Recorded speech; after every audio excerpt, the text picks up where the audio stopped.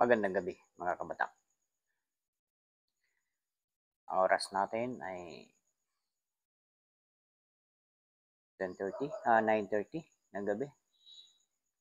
Hindi pa naman tayo inaantok kaya minarapat muna natin na gumawa ng video about sa parating nating eleksyon. Ang eleksyon natin ngayong darating na Mayo 12.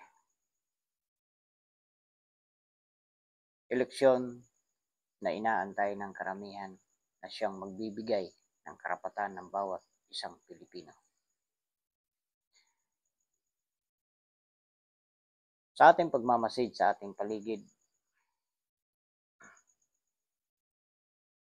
may kanya-kanyang pananaw ang bawat isang Pilipino. May kanya-kanyang adhikain. Pero, kung ang bawat isang Pilipino ay nagkakaisa lang, ang pananaw ng bawat isang Pilipino ay para sa ikabubuti, disin sana ang Pilipinas ay maunlad pa sa lahat ng bansa dito sa Asia. Kung ating babalikan ang ating mga nakaraan, huwag na nating isali ang mga nakaraang presidente hanggang sa panahon ng ating Presidenteng Duterte.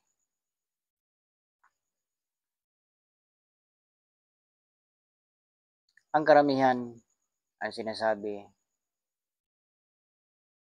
hindi daw nagtagumpay ang ating Presidenteng Rodrigo Roa Duterte.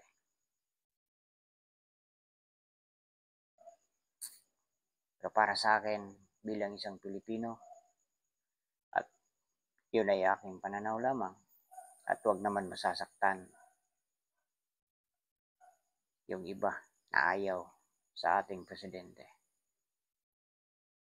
Ang sa akin ay dapat sana ay magkaisa tayo.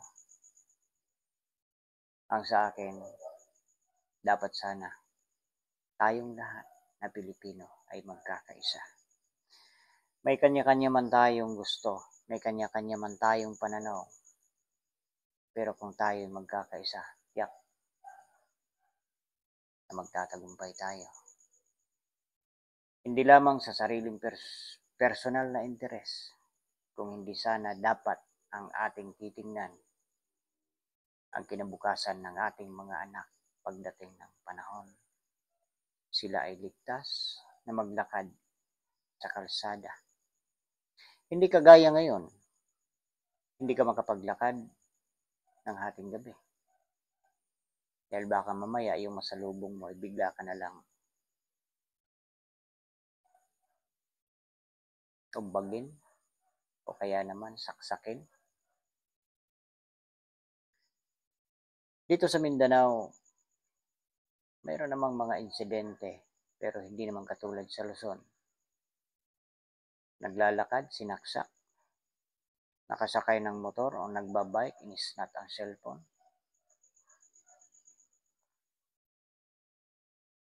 Samot-saring mga insidente na hindi naman dapat mangyayari kung mayroon sanang disiplina ang bawat isang Pilipino. Ang magbibigay sa atin ng karapatan ngayon, Mayo 12, ngayong eleksyon, tandaan po natin mabuti.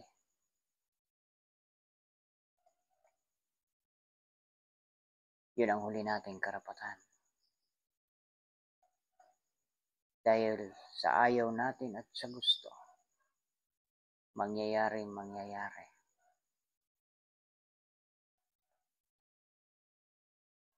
At ito'y nangyayari na, nagsisimula na. Unti-unti na tayong sinisikil. Unti-unti na tayong inaangklahan. Bumabalik na tayo sa dati.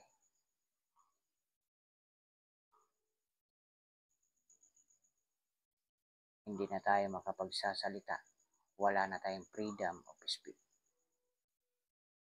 Dahil yan ang totoo. Nangyayari na yan muli. Kaya mga kababayan, mga kapatid kong lumad, mga igagaw na ako, kaya dapit sa Bukidnon, mga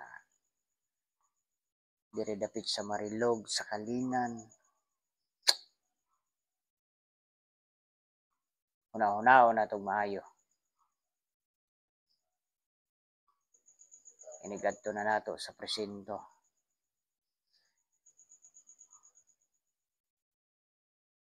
Huwag na tayo magpapadala sa masasarap o matatamis na pangungusap.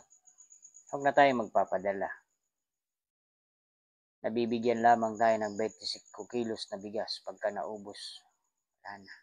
Ang dapat isipin natin, mga Pilipino, yung magdadala sa atin hanggang tayo ay magtagumpay, mapabuti ang kalagayan nating mga Pilipino. Yun dapat ang ating dadalhin. Yun dapat ang ating pagkaisahan. Hindi yung binigyan ka lamang ng 25 kilos na bigas, binigyan ka lamang ng 5,000 piso. Yun na kaagad ang dinadala mo. Kasi ang katwiran mo,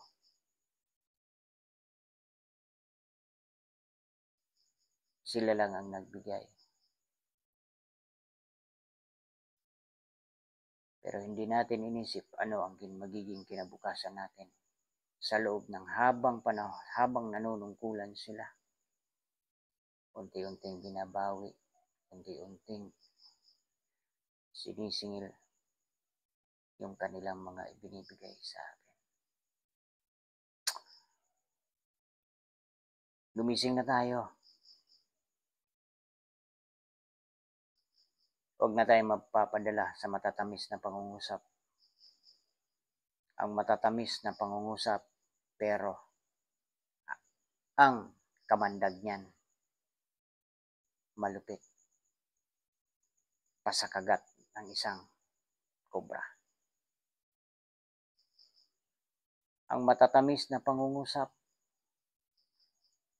nariyan lang yan. Lahat ng pangungusap na matamis, gagamitin nila. Pero tandaan natin, nasa huli ang kamandag niyan. Kawawa lang tayo mga Pilipino. Kawawa lang tayo. Huwag na sa atin. May edad na tayo. Yung ating mga anak. Yung ating mga apo.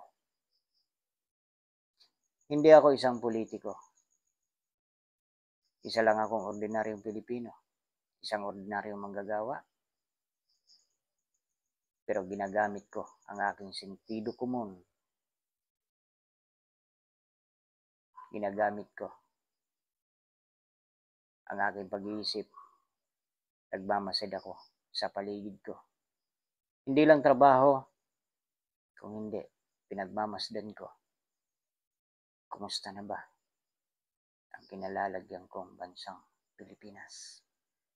Ano na ba ang nangyayari sa ating bansa? Ang pinakamasakit pa, mayroon tayong isang kababayang Pilipino na ibinenta ng kapwa nating kababayang Pilipino. Nagpagamit sila sa malalaking negosyante para yung ating isang kababayan nasa Netherlands ngayon. Hindi natin alam kung magkano ang ibinayad sa atin, sa kanila,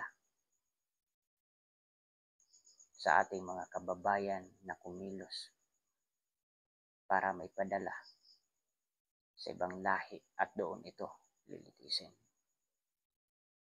Na para bagang sinasabing napakahina ng sistema natin at walang kakayanan ang ating mga husgado sa ating bansa. Yun ay nakakahiya. Sabi nga ng aking mga kaibigan sa Japan, sa Europe, napakahina ng sistema ninyo. Bakit dito pinadala sa ibang bansa ang inyong presidente? Wala bang kakayanan ang inyong mga husgado dyan? Yun ang pinakamasakit na marinig. Bilang isang Pilipino, masakit pakinggan.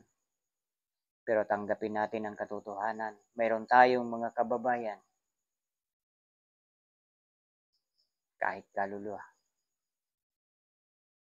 binebenta, kumita lang ng halaga. Tandaan natin ang matatamis na pangungusap, ang kamandag niyan, malupit pa sa kamandag ng banakon. Magandang gabi sa inyo. At sana, pakisuportahan ninyo ang aking YouTube channel. At tayo po, tandaan natin na hindi po tayo politiko.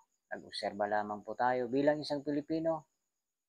Nilalabas lamang po natin at wala tayong sinisiraan sino man sa ating mga sinasabi. Kung mayroon mang nasaktan, patawad po. Sana kayo din ay mag-isip. Ang nais ko lamang mailabas kung ano ang aking damdamin. Ang nais ko lamang magising tayo kung ano ang katotohanan. Salamat at magandang gabi sa ating lahat. Magandang araw din.